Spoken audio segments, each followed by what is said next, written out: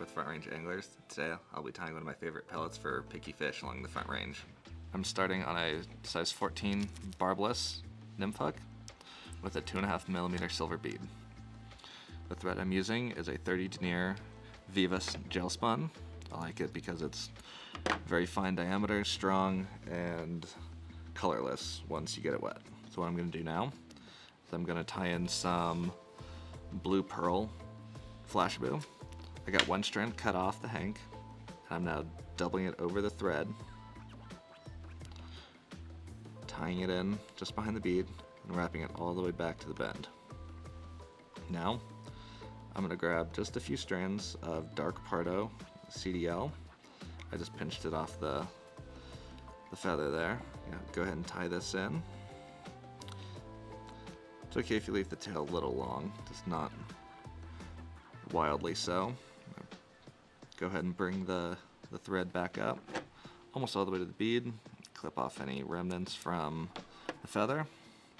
Next up, I'm going to take the flash and wrap it. Just wrap this all the way up the body. This is going to become the body for the fly. It's okay if it lays right on top of itself because that'll just make the body even bluer. Now that that's up and tied off, I'm going to clip that off. Then I'm going to tie off my gel spun. Usually just one whip finish is sufficient because this whole thing is going to get coated with some bone dry anyways.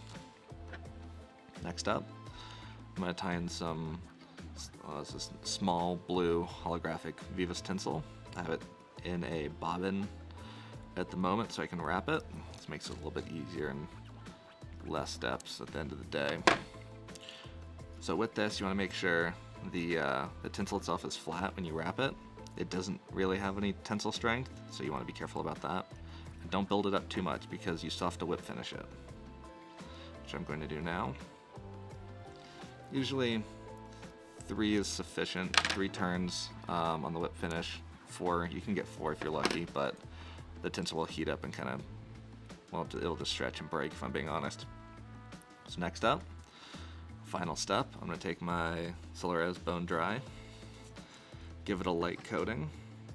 Now you don't want to give it so much glue that you can see the coating of glue on the outside. So you don't want to see kind of that clear layer on the outside of the fly. You want to give it just enough to coat everything, get under the bead, and that's it. So now, I'll go ahead and cure it.